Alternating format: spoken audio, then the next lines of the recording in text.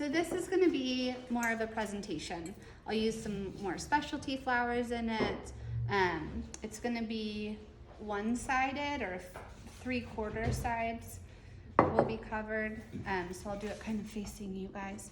You don't need any chicken wire for this. Some people do tape the top. If you wanted to, you can just put a little bit of tape going this direction, cut it into thirds if you want a little bit more structure in there.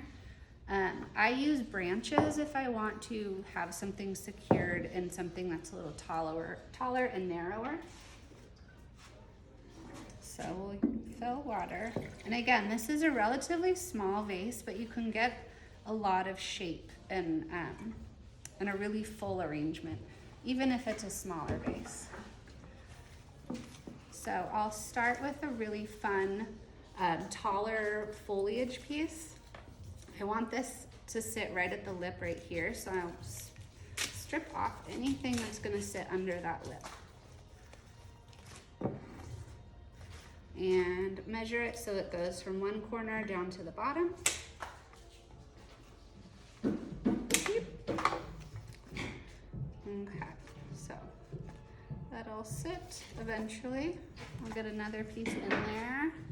Let's see, I saved that magnolia to sit down low. I'm gonna have to get my bigger cutters for this guy.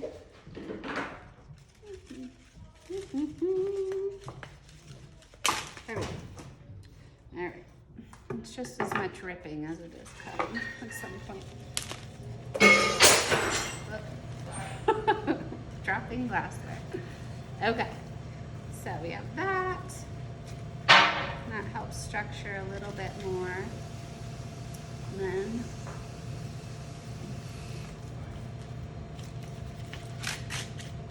we'll add the opposing piece here.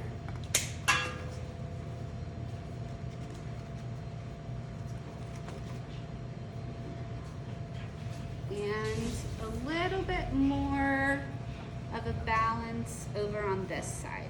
For the taller arrangements, I like to create a strong downward line or upward line, depending which way you're looking at it.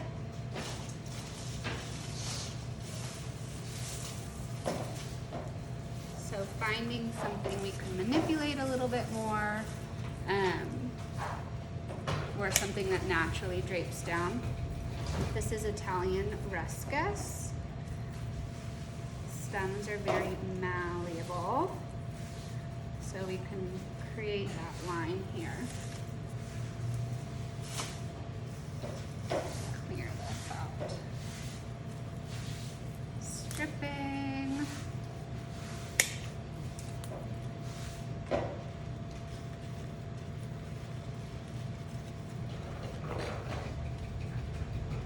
So there's that base.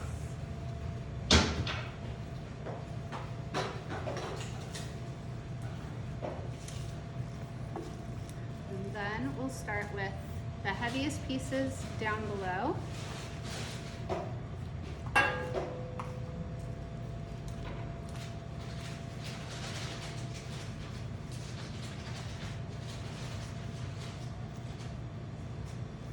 To create that base for our eyes to rest on.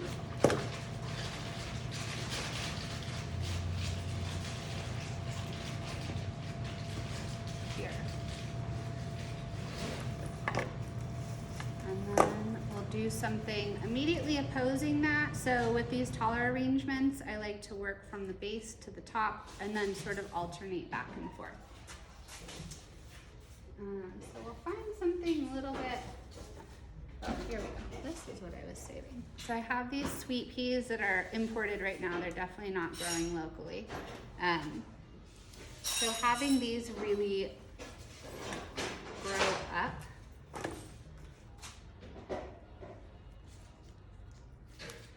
and stand out from the rest of the arrangement. And they're kind of framed by these two pieces of eucalyptus, so that creates a really beautiful negative space for your eye to sit here and appreciate the delicacy of it. So then, let's see, I'm doing this backwards, so I'll have to keep checking. You know, a lot of people for holidays, wintertime, do red and green. I personally prefer kind of doing a berries tone for holidays, so different pinks, different reds. And opening up.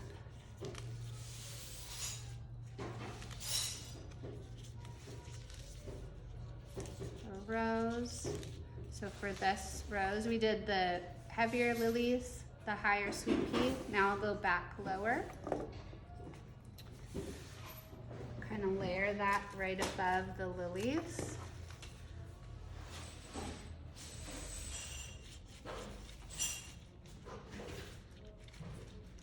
Right here. And then I do have a rose here that has a curve to it. So I can really use that to create more of this downward swoop.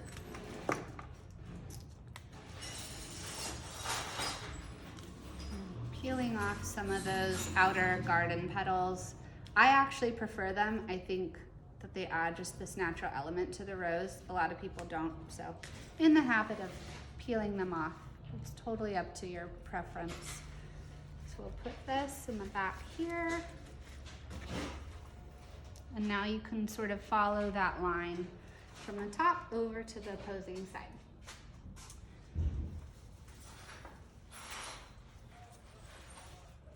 Now I have this really fun colored Sweet William. Peeling off the leaves.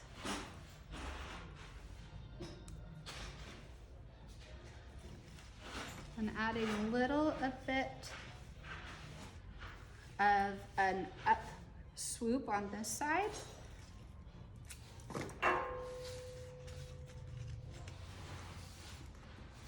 To counter that negative space over here. Oops, let's get that in there. Little surprise for the eye. All right, so then I'm gonna add another rose down lower.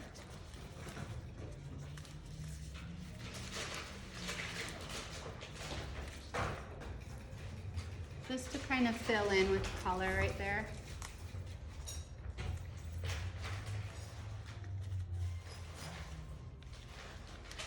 Oops, knocked that out of the way. There we go. Okay.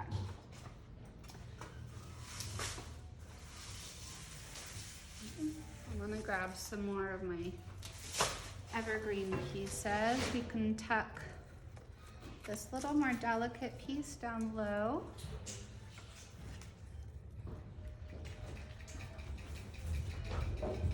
Just to kind of come forward.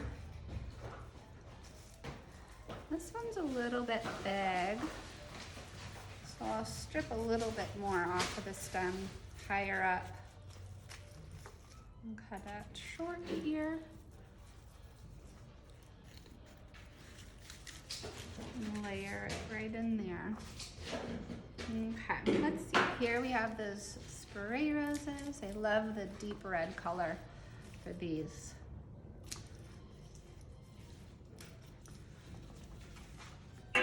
These are good to fill in space, but they're also really interesting looking and offer a lot of depth to the arrangement because each bloom is at a different height. This one has those little buds that are so cute. Let's see. I'll go more behind right here to sit above the lily.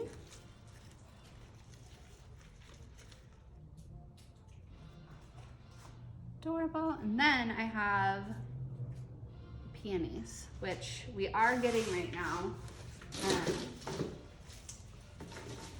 It is possible. They're coming from the southern hemisphere right now. So these are just insanely gorgeous. I have a couple, again, keeping with that sort of color palette I prefer a little bit more is the berry tones.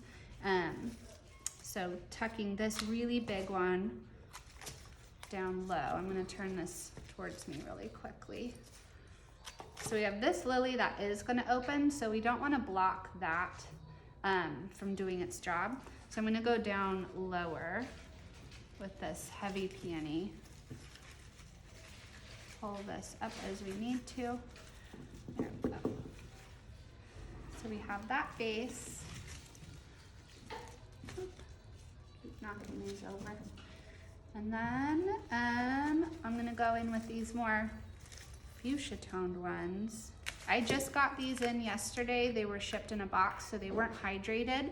I've hydrated them overnight, and the buds started out that big, and now they're nice and full, and then once they open, they're gonna get even bigger.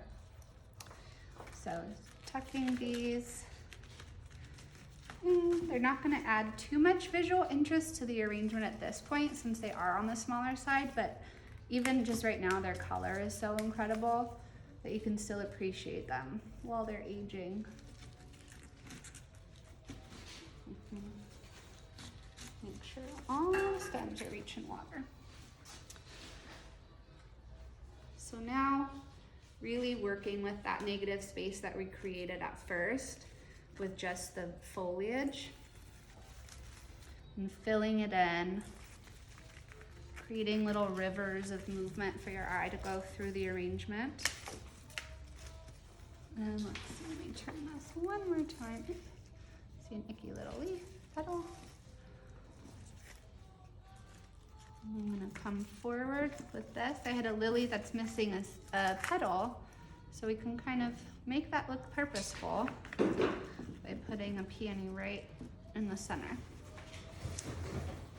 So, I think that's pretty full. And look, even though we only have this about 4 inches in width, we've gotten so much space out of using the foliage. And really, I don't view foliage as just a way to cover the mechanics or to fill in space. It really can be a highlight of the arrangement because there's so many different types of varieties that are uniquely beautiful. The color's different, the shape's different.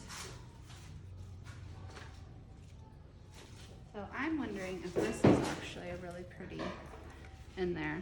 That kind of warms it up even more. These are a new variety of rose called honey mustard. They're a little bit blush, but they have that mustard yellow tone right at the center. Again, that you really get to appreciate once the petals are opened up.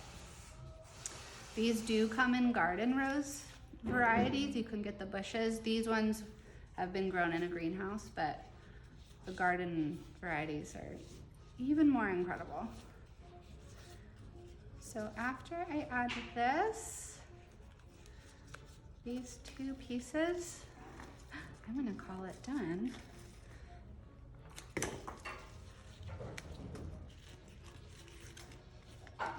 Find space. Oops, that's gonna block that lily, so I'll move it over here. There we go. And then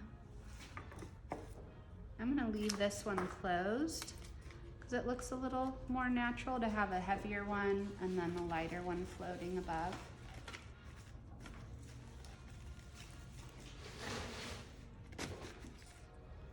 Okay. And that's that. So, now that I've finished all my arrangements, 3 of you are getting special surprises. So I will draw names. Move this out of the way. Okay, so 3 names. Pulling, not looking. So first one is Deborah Handel. And then next one, Jean Smith. Last one.